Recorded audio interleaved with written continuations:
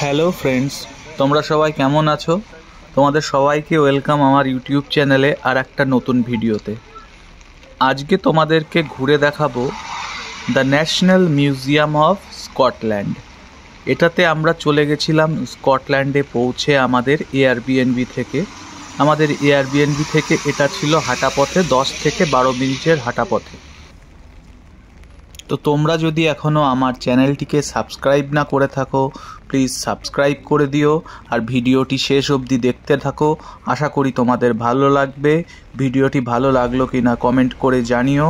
আরও কী ধরনের ভিডিও তোমরা দেখতে চাও সেটাও আমাদের কমেন্ট করে জানিও। তো তোমরা দেখতেই পাচ্ছ একটু মেঘাচ্ছন্ন আকাশ, সাথে হালকা বৃষ্টি, কিন্তু সব কিছু উপেক্ষা করেই আমরা চলে এসেছিলাম ন্যাশনাল মিউজিয়াম অফ স্কটল্যান্ডে ঘুরতে দিনের শেষের দিকে, কারণ আমাদের হাতে সময় ছিল খুবই সীমিত। তো প্রথমে ঢুকেই এরকম একটা সুড়ঙ্গের মতো পথ দিয়ে আমরা আস্তে আস্তে এগিয়ে চললাম। তো প্রথমেই এখানে ছিল নানান ধরনের যন্ত্রাংশ, যেটা আগে বহু পুরনো যুগে কোথাও না কোথাও বিভিন্ন ক্ষেত্রেই ব্যবহার করা হতো। এই ধরনের বিভিন্ন শো পিস টাইপের জিনিসও রাখা ছিল, বিভিন্ন যন্ত্রপাতি, সেগুলো সবই গ্রাউন্ড ফ্লোরে রাখা ছিল এবং সব কিছুতে এভাবে সুন্দরভাবে ডেসক্রিপশান দেওয়া ছিল, কোনটা কি জিনিস, কোথায় আবিষ্কার হয়েছিল, কোথায় কি খুঁজে পাওয়া হয়েছিল, কোথার থেকে এনে প্রিজার্ভ করা রাখা আছে, সব কিছু ডিটেলসে এখানে দেওয়া আছে। তোমাদেরকে একটা কথা জানিয়ে রাখি, যেটা আমাদের বারবার অবাক করে, সেটা কেমব্রিজই হোক বা লন্ডনই হোক বা আমরা এখানে চলে গেছিলাম স্কটল্যান্ডই হোক, ইউকের যে কোনো জায়গাতেই গেলে রাস্তাঘাটে, শপিং মলে বা ইভেন এইখানে মিউজিয়ামের ভেতরেও প্রচুর প্রচুর এশিয়ান লোক দেখতে পাওয়া যায়। তো সেটা দেখে আমাদের একটু ভালোই ফিল হয়, মনে হয় আমাদের পাশেরই ইন্ডিয়ান বা না হলেও বাংলাদেশি বা পাকিস্তানি এশিয়ান লোক অনেকই দেখতে পাওয়া যায়। সেটা দেখে একটু ভালোই ফিল হয়। তো মিউজিয়ামের স্ট্রাকচারটা দেখতে পাচ্ছ, এরকম 4 তলার ছিল টোটাল মিউজিয়ামের স্ট্রাকচার সুন্দরভাবে সাজানো। তো আমরা এই মুহূর্তে গ্রাউন্ড ফ্লোরে আছি।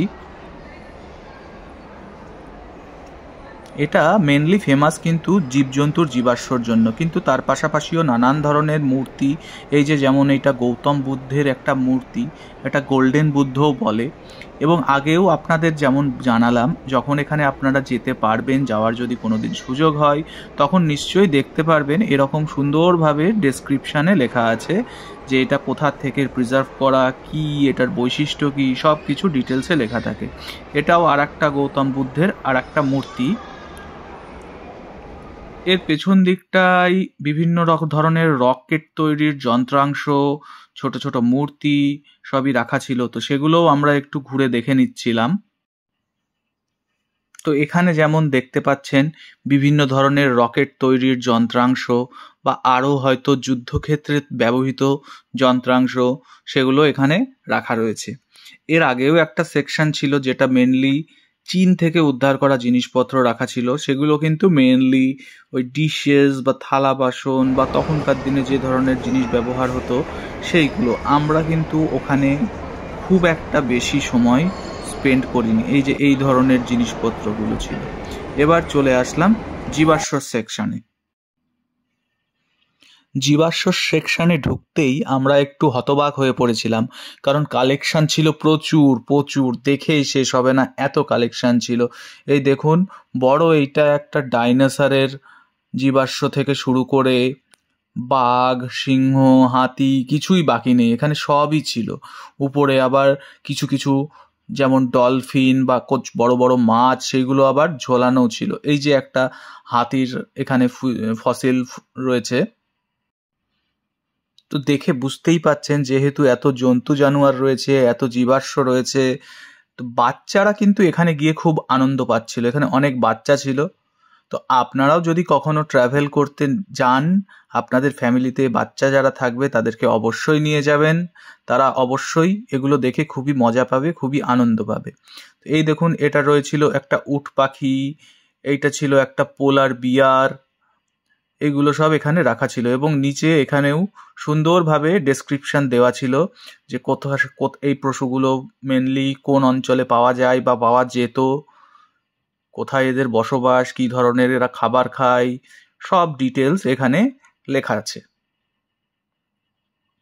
এইবার এইগুলো কয়েকটা গুরুত্বপূর্ণ পাখি, যেমন দেখতেই পাচ্ছেন পেঁচা, চিল, বক, বাজ, ছোট ছোট প্রজাপতি, সব ধরনের এখানে সংরক্ষণ করে রাখা আছে। এটা একটা ময়ূর, এবং এগুলো সুন্দরভাবে রাখা এবং সব কিছুর ডেসক্রিপশন সুন্দরভাবে দেওয়া আছে।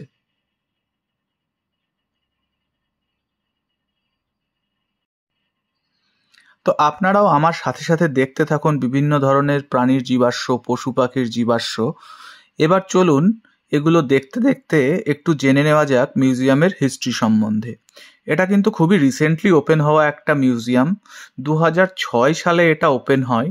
আসলে একটা পুরনো মিউজিয়াম ছিল যেটার নাম ছিল রয়্যাল স্কটিশ মিউজিয়াম। পরবর্তীতে এই মিউজিয়ামের সাথে বর্তমানে যে বিল্ডিংয়ে মিউজিয়ামটা আছে, এই দুটো বিল্ডিং মার্জ হয় এবং দুটো বিল্ডিংকে একত্রিত করে রেনোভেট করে এই মিউজিয়ামটা 2006 সালে আবার ওপেন হয়। আচ্ছা, এইখানে আর একটা গুরুত্বপূর্ণ কথা আপনাদের জানিয়ে রাখা দরকার। আপনাদের মনে হতেই পারে যে এখানে টিকিট প্রাইস কত, বা এখানে ঢুকতে গেলে কিভাবে আমরা টিকিটটা পেতে পারি। তো এক্ষেত্রে আপনাদের জানিয়ে রাখি, এখানে কিন্তু কোনো টিকিট নেওয়া লাগে না। আপনি এসে বিনামূল্যে ভিজিট করতে পারেন। এখানে এন্ট্রি পুরোপুরি ফ্রি। তো আপনারা ট্রাভেল করলে অবশ্যই এখানে ফ্যামিলি নিয়ে আসবেন, অবশ্যই আপনাদের ভালো লাগবে। এই দেখুন এখানে বিভিন্ন ধরনের চিতা, বিভিন্ন ধরনের অন্যান্য পশুও রয়েছে। সব কিছু দেখার শেষে আপনাদের যদি ভালো লাগে তবে আপনারা মিউজিয়ামে কিছু যদি নিজের ইচ্ছায় স্ব ইচ্ছায় কিছু ডোনেশন করতে চান সেটা আপনারা করতে পারেন, কিন্তু সেটার জন্য কেউ আপনাকে জোর করবে না, কেউ আপনাকে ফোর্স করবে না। সেটা পুরোপুরি আপনার ব্যক্তিগত ব্যাপার, আপনার ইচ্ছা। আপনারা আমার সাথে দেখতে থাকুন। হ্যাঁ, আর একবার রিপিট করি যে আমাদের ভিডিও যদি আপনাদের পছন্দ হয় তাহলে কমেন্ট করে জানাবেন, একটা লাইক দেবেন এবং চ্যানেলটি অবশ্যই সাবস্ক্রাইব করবেন। এইখানে বিভিন্ন ধরনের কাঁকড়া এবং বিভিন্ন ধরনের শামুক, বিছে, এই ধরনের সামুদ্রিক প্রাণী এইভাবে রাখা ছিল। বেসিক্যালি এই ধরনের কাচের বক্সের ভিতরে যেগুলো রাখা সেগুলো ক্ষুদ্র প্রাণী বা মাঝারি সাইজের প্রাণীগুলো রাখা, বাকি বড় বড় জীবাশ্ম যেগুলো সেগুলো বাইরে ডিসপ্লে করা ছিল। তো এইগুলোই আমরা আস্তে আস্তে দেখতে দেখতে পৌঁছে গেছিলাম এই সেকশানে, যেখানে ছিল বিভিন্ন ধরনের বড় বড় পাইথন এবং ডিয়ার, তাছাড়াও ছিল বাঘ। এগুলো খুব সুন্দরভাবে সাজানো ছিল, যেগুলো দেখতে খুবই ভালো লাগছিল। তো এইখানে বিভিন্ন ধরনের হরিণ, তারপরে ছোট ক্যাঙ্গারু, বাঘ এইসব ছিল। আর এর পাশেই একটা ছিল ওয়েট মেশিন টাইপের। এই যে এই দেখো বাচ্চারা এখানে ওয়েট করছে, মানে তোমার ওয়েটের ভিত্তিতে তুমি কোন পশুর ওয়েটের সাথে ম্যাচ করছো সেইটা ওখানে শো করবে। আবার চলে এলাম এই সেকশানে, এখানে এটা কুমিরের রয়েছে, এর পাশেই ছিল ডাইনোসর, এইটা এক ধরনের হরিণ, এগুলো সব পাশাপাশি ছিল। এই যে রয়েছে হাতির দাঁত আর হরিণের শিং, এগুলো কিন্তু একদম রিয়েল।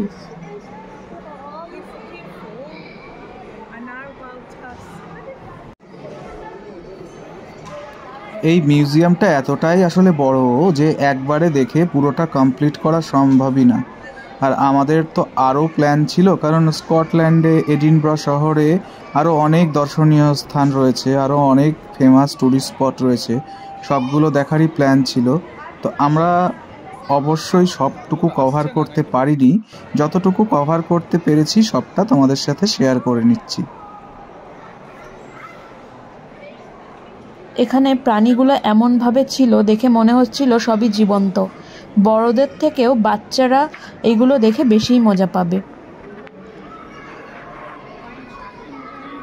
বন্যপ্রাণী থেকে শুরু করে সামুদ্রিক জীব, মাছ সব কিছু এইভাবে রাখা ছিল। এই যে রয়েছে একটা ভাল্লুক, তারপর উপরের দিকে রয়েছে পাখি, বেবুন, হনুমান প্রভৃতি। হ্যাঁ, আর এখানে আপনি একবার ঢুকে পড়লে সময় যে কিভাবে কেটে যাবে আপনি কিন্তু টেরও পাবেন না। দেখতে দেখতে এখানে সময় কেটে যাবে। এত ধরনের এখানে জীবজন্তুর কালেকশন রয়েছে, একের পর এক আপনারা পরপর দেখতে থাকুন, সময় দেখতে দেখতেই কেটে যায় চোখের নিমেষে। তাহলে আমি পুরো মিউজিয়ামটা ঘুরে আপনাদের দেখাই, আমাদের সাথে সাথে আপনারাও দেখতে থাকুন এবং এনজয় করুন।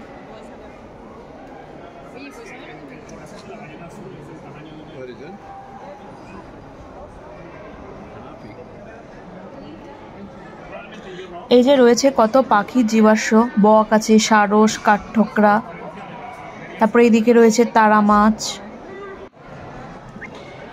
আর এই যে গন্ডার। এখানে যা যা রয়েছে সবকিছুর আবার আলাদা আলাদা করে ডিটেলসও দেওয়া আছে।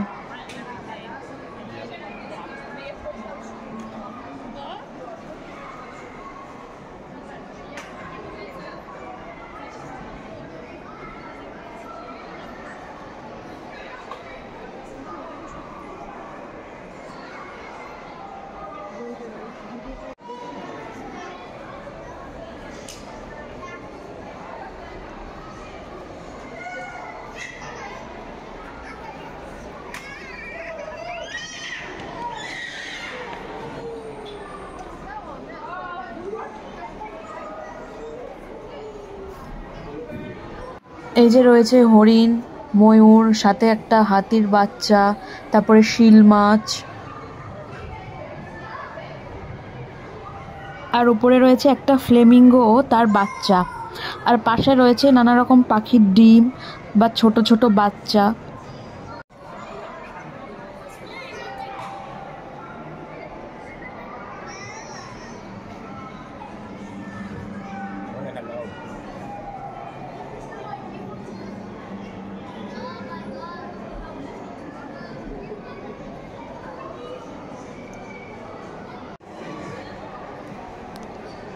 এই রয়েছে হাঁস, তারপরে নানা রকমের মাছ,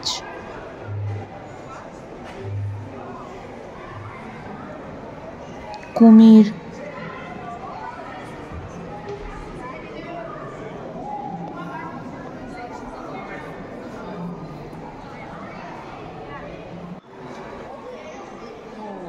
এই যে এখানে রয়েছে পুরো সিংহ, সিংহী আর তার পরিবার। দেখে অনেকটা সেই লায়ন কিং সিনেমাটার কথা মনে পড়ে যাচ্ছে, তাই না? আর এইখানে রয়েছে এটা এমু পাখি। আচ্ছা, এই সাইডে রয়েছে অ্যালিগেটর। অ্যালিগেটর বলতে কুমিরের মতোই, কিন্তু সাইজে একটু ছোট হয়।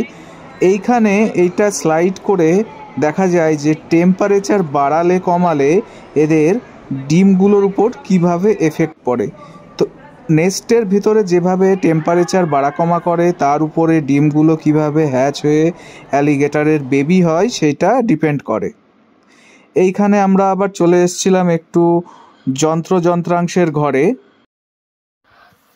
এই সেকশনটাই ছিল মহাজাগতিক নানা রকমের জিনিসপত্র, যেমন ছিল তারাদের কিভাবে কোথায় কোনটা থাকে, তারপরে গ্লোভ, তারপরে মহাকাশের বিভিন্ন নক্ষত্র দেখা যে যন্ত্রপাতি সেইগুলো।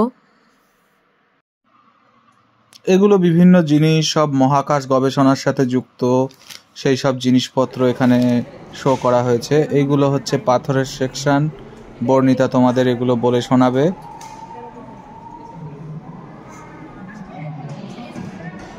তারপরে রয়েছে নানা রকমের মূল্যবান পাথর, যেগুলো আমাদের পৃথিবীর নানা জায়গায় পাওয়া গেছে কোনো না কোনো সময়ে। এখানে অনেক কিছুই আছে, গোল্ড, ডায়মন্ড, তারপরে নানা রকমের পাথর যেমন কোরাল, প্রবাল, আর রয়েছে platinum, antimony, gold, silver, diamond, খুব মূল্যবান পাথর। প্রত্যেকটা পাথরের নাম্বারিং করে নিচে দেওয়া আছে কোনটা কি পাথর। ওই নাম্বারিংগুলো দেখলেই বোঝা যাবে যে কোন পাথরটার কি নাম।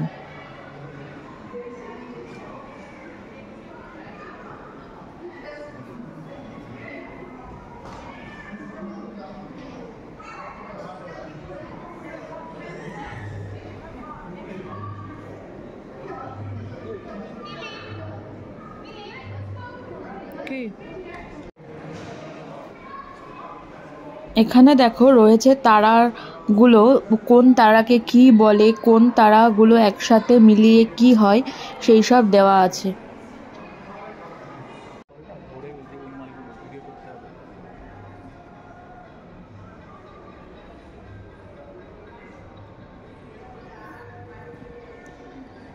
এ দেখো এখানে রয়েছে পুরোনো দিনের জিনিস, পুরোনো দিনের নানা রকমের শিকার করার জিনিস।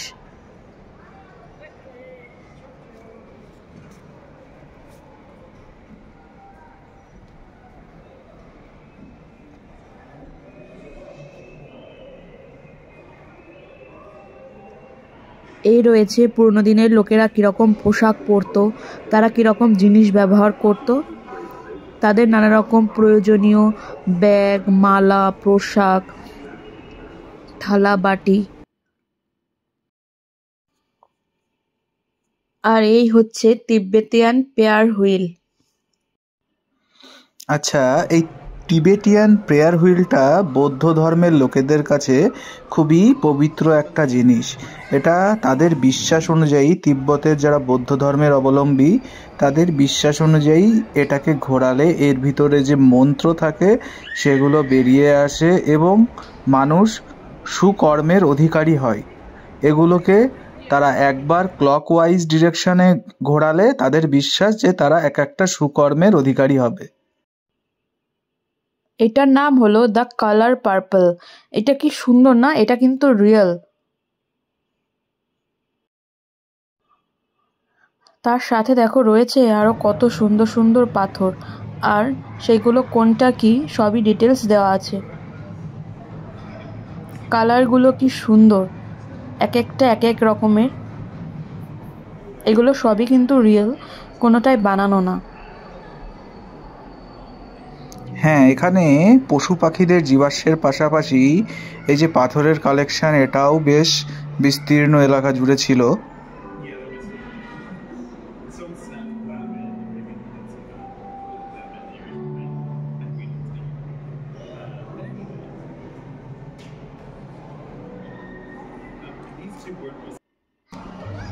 এইখানে বিভিন্ন সামুদ্রিক প্রাণী এবং মাছ ভাসমান অবস্থায় সুন্দরভাবে এরকম ঝোলানো ছিল। স্কুইড ছিল, ডলফিন ছিল, শার্ক ছিল, এই যে সিল মাছ ছিল, এগুলো সব বিভিন্ন কালেকশন সুন্দরভাবে সাজিয়ে সাজিয়ে রাখা ছিল।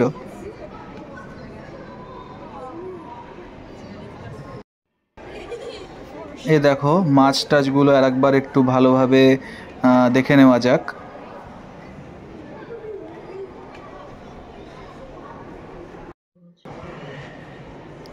এইসব মাছের পাশাপাশি কিছু সামুদ্রিক জীবের কঙ্কালও রয়েছে। এইখান থেকে আবার আমরা নিচের ফ্লোরটার ভিউও দেখতে পাচ্ছি। এইখানে আবার রয়েছে এটা পেঁচা, এটা রয়েছে এখানে বিড়াল, এখানে এটা হায়না।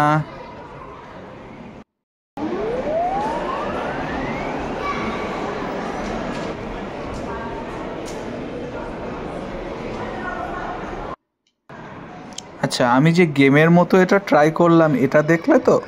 ওটা একটা গেম ছিল যেখানে ওটা স্লাইড করলে আওয়াজটা কমে বাড়ে এবং কোনো একটি জায়গায় তুমি স্লাইড করে রাখলে সেই পার্টিকুলার সাউন্ড কোন কোন প্রাণী শুনতে পায়, কোন কোন জীব কোন কোন সাউন্ড শুনতে পায়, কত আস্তে সাউন্ড কোন প্রাণী শুনতে পায়, কোন প্রাণী পায় না, কোন প্রাণী কত জোরে সাউন্ড শুনতে পায়, কোন প্রাণী পায় না, সেগুলো সব ওখান থেকে বোঝা যাবে। এখানে আবার আমরা চলে এলাম কিছু পশু পাখির সেকশানে। পাখি রয়েছে, কিছু কিছু সাপ রয়েছে এবং এখানে সুন্দরভাবে দেখানো হয়েছে কোন পাখি পৃথিবীর কোন কোন অঞ্চলে বেশি পাওয়া যায়, সেগুলো এখানে পয়েন্ট আউট করে দেখানো হয়েছে। তারপরে এটা আর একটা ছোট্ট গেম মতো, এখানে কিন্তু কিছুটা দূরে দূরেই এরকম অনেক গেম টাইপের জিনিস ছিল যেগুলো বাচ্চাদের আরও মজা দেয়, আরও বেশি অ্যাট্রাক্ট করে এগুলোর প্রতি।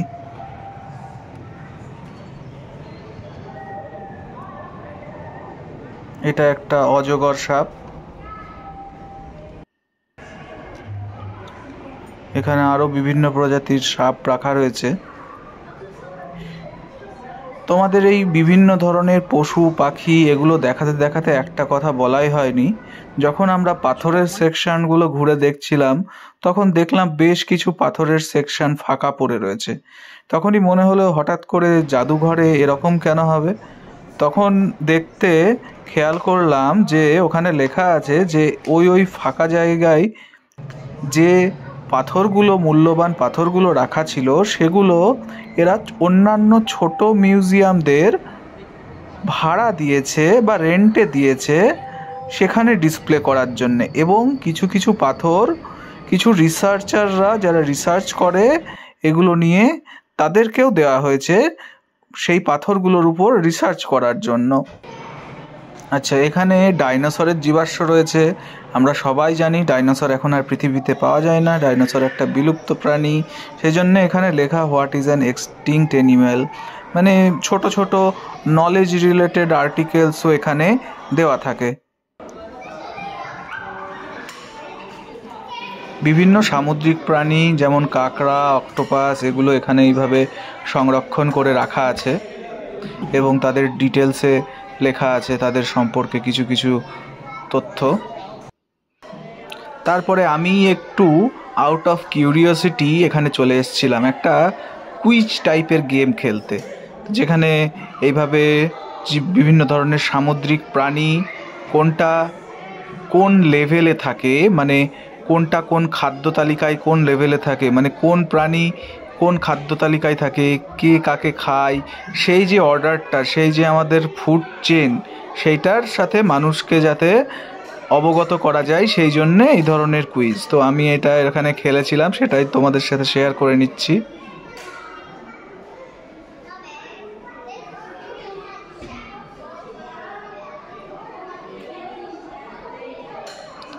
তো এইভাবে পুরো কুইজটা কমপ্লিট হয়ে গেলে এভাবে দেখায় যে তুমি পুরো ফুড চেইন শিখে গেছো।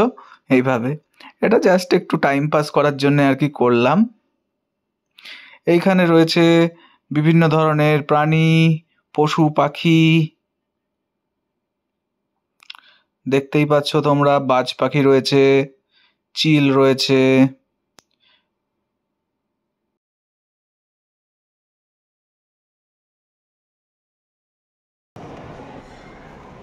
আগের সেকশনটা শেষ করার পর চলে এলাম আর একটা সেকশনে। এখানে বিভিন্ন ধরনের প্রাণী রয়েছে, যেগুলো কিছু কিছু প্রাণী এখানে বিলুপ্ত প্রায় প্রাণী বলা হয়, সেগুলো এখানে রয়েছে। গন্ডার রয়েছে, হরিণ রয়েছে। এগুলোর মধ্যে কিন্তু অনেক প্রাণীর সংখ্যায় দিন দিন পৃথিবীতে কমে যাচ্ছে, সেই জন্য কিন্তু এখানে ইম্পর্টেন্ট মেসেজও দেওয়া রাখে, বলে যে প্রাণী সংরক্ষণ করুন, বা মানুষ নিজের সুবিধার জন্য অনেক সময় প্রাণীদের মেরে তাদের চামড়া বা হাড়গোড় সেগুলো বিভিন্ন কাজে ব্যবহার করে বা বিক্রি করে, ব্যবসা করে, সেগুলো করতে বারণ করার জন্য রিকোয়েস্ট করে এখান থেকে। সেগুলো আমাদের সবার মেনে চলা উচিত। আচ্ছা, এটা কিন্তু একটা হিউম্যান স্কাল, মানুষের মাথার যে জীবাশ্ম বা কঙ্কাল, সেটা কিভাবে যুগের সাথে সাথে মানুষের মাথার শেপ কিভাবে চেঞ্জ হয়েছে এবং তার কঙ্কাল কীরকম দেখতে সেটা। তারপরে তোমরা দেখতে পেলে একটা বৃহদাকার শামুকের জীবাশ্ম রাখা ছিল এইখানে। আবার এটা আমরা যেটাকে বাঙালিরা আমরা গোসাপ বলে থাকি সেটা ছিল। তো খুবই মানে ওয়াইড রেঞ্জ অফ অ্যানিম্যালসের এখানে কানেকশান আছে। সব খুবই তাড়াতাড়ি অল্প সময়ের মধ্যে তোমাদের সাথে শেয়ার করে নিচ্ছি। হাতে বেশি সময় থাকলে অবশ্যই বেশি সময় নিয়ে বেশি ডিটেলস নিয়ে দেখা যায়। আচ্ছা, এখানে আবার একটা দেখানো হয়েছে ডিমের বিভিন্ন পর্যায়, মানে প্রথমে ডিমটা পাড়া হয়, কিভাবে সেখান থেকে আস্তে আস্তে তা দিয়ে সেখান থেকে মুরগির বাচ্চা বের হয়। সব স্টেজগুলো 7-8টা স্টেজ রয়েছে। প্রথম স্টেজে কেমন দেখতে থাকে, সেকেন্ড স্টেজে কেমন দেখতে থাকে, সেগুলো তোমরা দেখতে পেলে। এইখানে আবার চলে এসছে কিছু মূর্তি, স্থাপত্য, ভাস্কর্য, এবং সেগুলোর সম্বন্ধে ডিটেলসে লেখা রয়েছে, কোথা থেকে এগুলো আনা, কোথাকার এগুলো তৈরি হয়েছিল। এই যে ছোট একটা নটরাজের মূর্তি এখানে রাখা, হিন্দুইজম নিয়ে বলা আছে। এগুলো আস্তে আস্তে দেখতে দেখতে আমরা চলে গেছিলাম নেক্সট মমি। মমি সম্বন্ধে আমরা সবাই জানি। এই দেখো, এখানে বিভিন্ন মমি সংরক্ষণ করে রাখা আছে এবং তাদের ডিটেলস, কত সালে এগুলো তৈরি হয়েছিল, সব ডিটেলস লেখা আছে।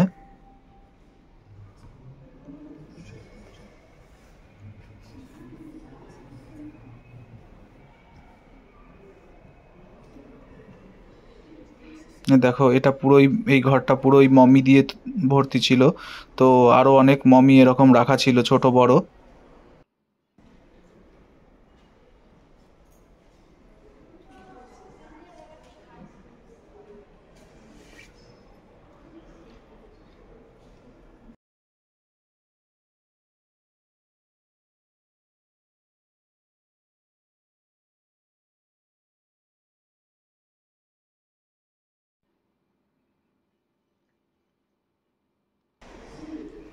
এখানে রয়েছে মিশর সভ্যতারই আরো কিছু মূর্তি এবং অন্যান্য জিনিস।